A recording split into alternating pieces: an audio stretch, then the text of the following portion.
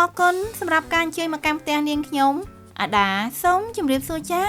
Hi guys how are you today អាដា welcome back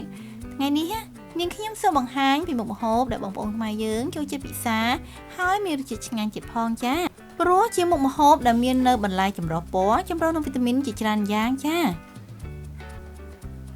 មុខម្ហូបពិសេសរបស់នាងខ្ញុំថ្ងៃនេះគឺសម្លកកូរជាមួយនឹងគោមដូងណាបងប្អូន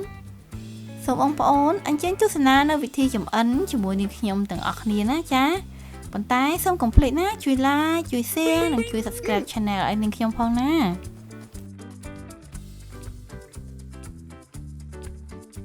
សម្រាប់គ្រឿងផ្សំថ្ងៃនេះគឺនាងខ្ញុំមានត្រីឆ្លាំងនេះបងប្អូនចំនួន1គីឡូក្រាមចាជាទូទៅសម្លកកូរគឺយើងចម្អិនជាមួយនឹងប្រភេទត្រីអត់ស្រកាណាបងប្អូនជាពិសេសនោះគឺប្រភេទត្រីឆ្លាំងត្រីអណ្ដែងនេះគឺពិតជាឆ្ងាញ់មែនតើណាចា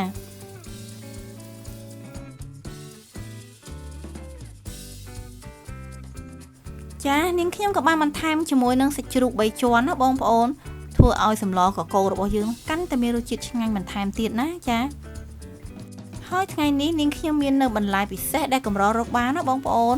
គឺគោមដូងនេះឯងចា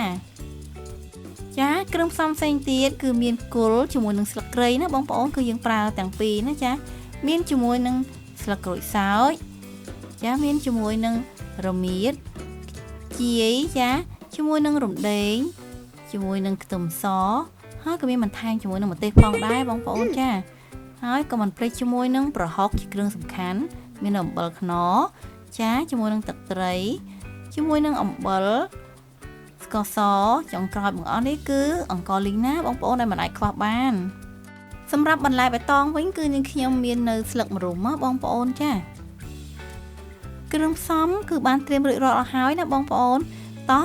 មកចម្អិនជាមួយនាងខ្ញុំទាំងអស់គ្នាណាចាសម្រាប់ត្រីវិញបងប្អូននាងខ្ញុំសម្អាតរួចហើយចាប់ផ្ដើមកាត់ជាពីរកង់បែបនេះណាចា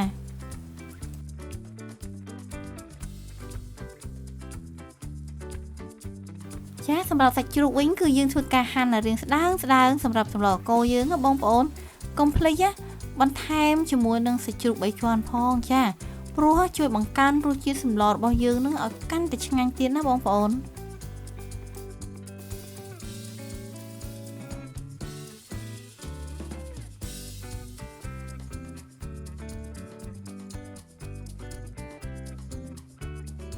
បងប្អូនគោមដូងគឺជាបន្លែដែលកម្ររកបានដូចបន្លែផ្សេងទៀតណាហើយមាននៅថាប្រយោជន៍យ៉ាងច្រើនសម្រាប់រាងកាយរបស់យើងទៀតផងណាបងប្អូន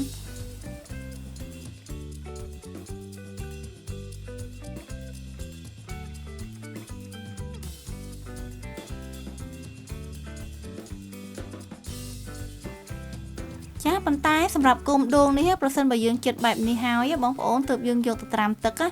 នឹងធ្វើឲ្យប្រែពណ៌រាងក្រហមបន្តិចណា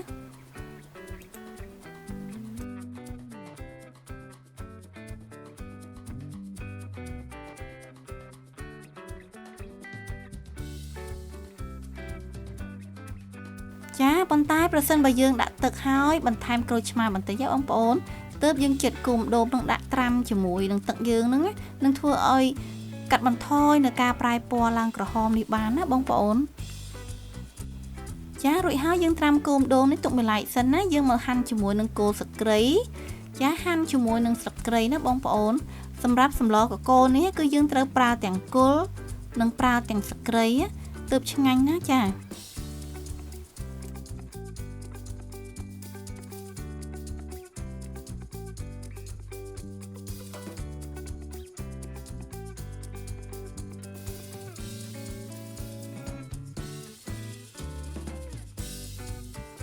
បន្ទាប់មកគឺយើងដាក់ខ្ទះឲ្យក្តៅដាក់ជាមួយនឹងអង្កររបស់យើងនឹងចូលលីងបងប្អូនដែលយើងប្រើភ្លើងបន្តិចបានហើយដើម្បីលីងអង្កររបស់យើងនឹងមានក្លិនឈ្ងុយឆ្ងាញ់មែនតើណាបងប្អូន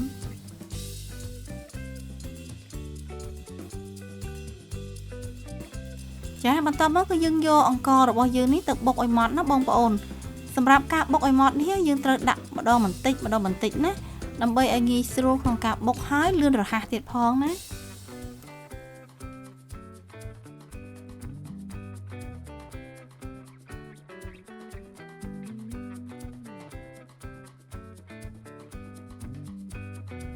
ចាបន្ទាប់មកគឺយើងចិញ្ច្រាំប្រហុករបស់យើងនឹងឲ្យរាងម៉ត់បន្តិចសិនណាបងប្អូនហើយសម្រាប់បរិមាណប្រហុកវិញគឺដាក់តិចឬក៏ច្រើនអាស្រ័យលើការចូលចិត្តរបស់បងប្អូនណាចា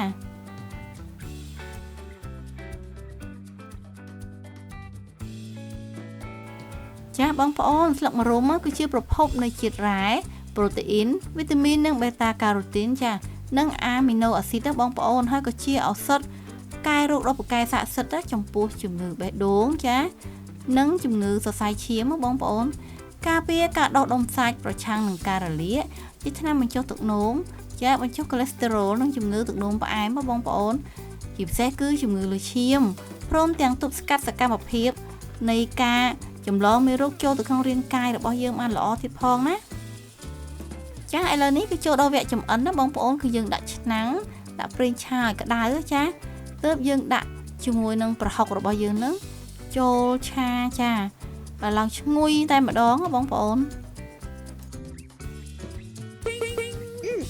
ចារួចហើយទើបយើងដាក់នៅគល់ស្ក្រេនឹងចូលចាលីងជាមួយនឹងប្រហុករបស់យើងនឹងឲ្យរត់ទៅឈ្ងុយដោយសារពេលវេលាចម្អិនតិចចឹងគល់ស្ក្រេថ្ងៃនេះនាងខ្ញុំបានបុកទេបងប្អូនគឺយកទៅក្រឡុកជាមួយនឹងម៉ាស៊ីនក្រឡុកគ្រឿងតែម្ដងចា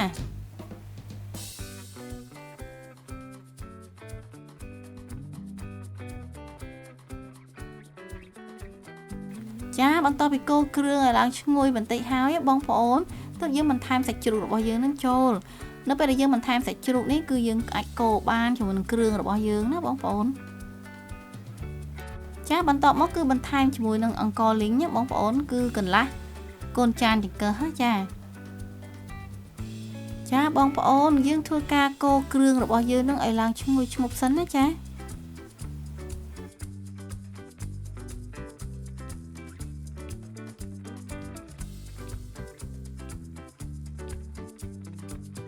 ចាយើងកំណត់គ្រឿងរបស់យើងនឹងឲ្យឡើងឈ្ងុយបន្តិចសិនណាបងប្អូន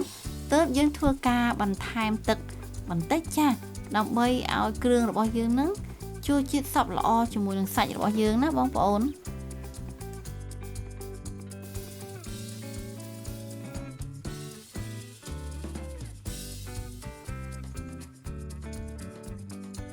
ចាដល់យើងបន្ថែមទឹកត្រីចំនួន1ស្លាបព្រាបាយបងប្អូនអំបិលខ្នុរក៏1ស្លាបព្រាបាយដូចគ្នាចាបន្ថែមអំបិលគឺនាងខ្ញុំប្រើតែចុងស្លាបព្រាបាយទេចាជាមួយនឹងស្ករស1ស្លាបព្រាបាយណាបងប្អូនចារួចហើយបន្ថែមទឹកបន្តិចដើម្បីរំងាស់សាច់ជ្រូករបស់យើងឲ្យឆ្អិនល្អចា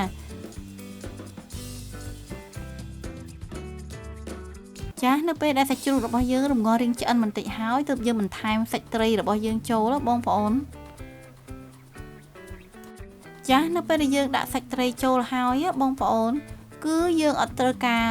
កូរសម្លរបស់យើងទៀតទេចាដើម្បីការពារកុំឲ្យបែកសាច់ត្រីណាចា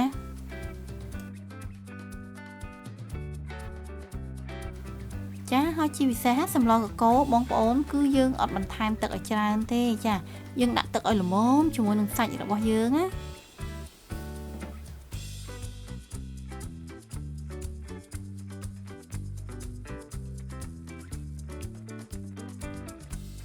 ចាសម្លរបស់នាងខ្ញុំគឺពុះហើយបងប្អូនចា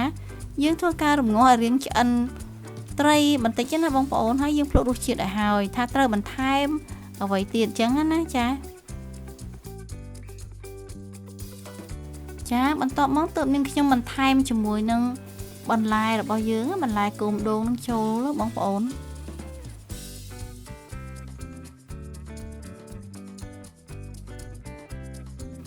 ចាហើយសម្រាប់បន្លែគោមដូងនេះបងប្អូនគឺមានរសជាតិឆ្ងាញ់មែនតើណាចា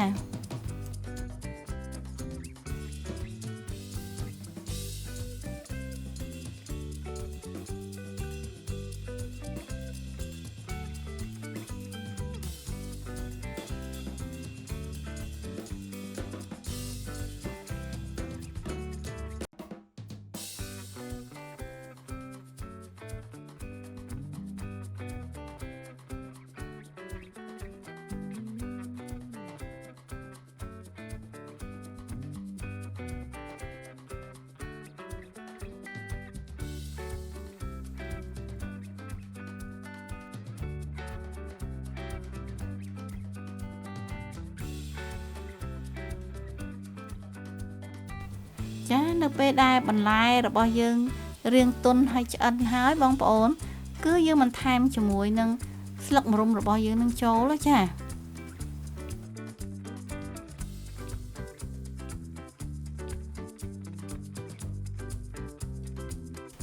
បន្ទាប់មកគឺយើងបិទភ្លើងក្រឹបឆ្អិនស្រេចតែម្ដងណាបងប្អូនឥឡូវនេះសម្លកកូរគោម្ដងឆ្ងាញ់ពិសេសរបស់នាងខ្ញុំថ្ងៃនេះគឺឆ្អិនហើយក្លិនឈ្ងុយខ្លាំងណាស់បងប្អូនចាសូមអញ្ជើញមកពិសាជាមួយនាងខ្ញុំទាំងអស់គ្នាណាមិនត្រឹមតែមានរសជាតិឆ្ងាញ់គឺជាមុខម្ហូបដែលមានអត្ថប្រយោជន៍ខ្លាំងណាស់សម្រាប់សុខភាពរបស់យើងចាបើសិនបើបងប្អូនមានចម្ងល់អ្វីអាច comment ខាងក្រោមវីដេអូរបស់នាងខ្ញុំបានណាចាប្រសិនបងប្អូនពេញចិត្តនៅវីដេអូរបស់នាងខ្ញុំសូមជួយ like ជួយ share និងជួយ subscribe channel នាងខ្ញុំផងណាបងប្អូននឹងបានជួបជាមួយនឹងអាដាជួបជាមួយនឹងរបបអាហារនិងចំណេះដឹងសុខភាពទៀតផងចាចុងក្រោយនាងខ្ញុំសូមអរគុណសម្រាប់ការចំណាយពេលដ៏មានតម្លៃក្នុងការទស្សនាវីដេអូរបស់នាងខ្ញុំណាជួបគ្នានៅវីដេអូក្រោយៗទៀតជម្រាបលាអរគុណ